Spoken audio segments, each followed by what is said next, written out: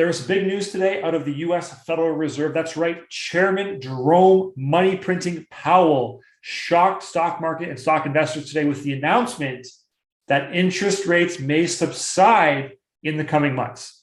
Here's what we're talking about. In the report from Chairman Powell, he issued the statement that rate increases are likely to start tapering off in December in the coming month, which means that they're going to get smaller, which some people have already priced into the market, but the market took it and responded very positively, gaining almost 4% in the NASDAQ tech-heavy sector and nearly 3% in the SPY or overall general market.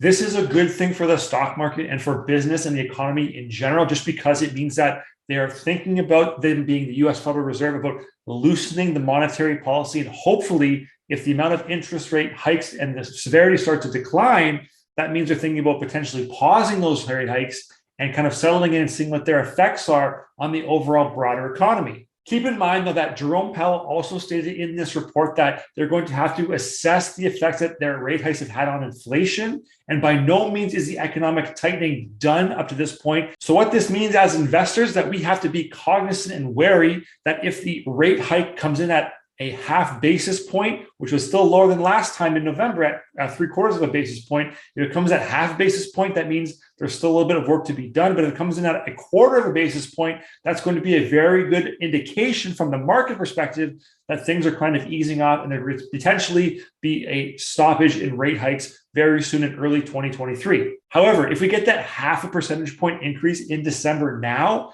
it likely sets up another increase in January, potentially one more in February, and then we would look to hold in the early 2023. The big thing to take out of this, though, is that the Fed on some level believes what they've done up to this point has impacted inflation enough to say, we're going to hit the brakes, reassess, and see what the damage has been controlled. If it has, great, we're going to ease off a little bit more, hopefully. If not, they could turn hawkish again or negative again and increase the rate hikes come early 2023. For my money, I'm guessing that they won't. I'm saying this is going to be the beginning of the end of the rate hikes. They're going to pause and see and assess and see how the kind of market reacts. So what we have to look for as investors is we have to look at the next CPI number coming out on December 13th for November. If that number comes out and it is less than the previous month in October, that is a very good sign. Couple that with the declining rate hikes or severity of rate hikes, that is two really good signs for the market. The market will react positively. It will increase if the rate hike is a 1/4 basis point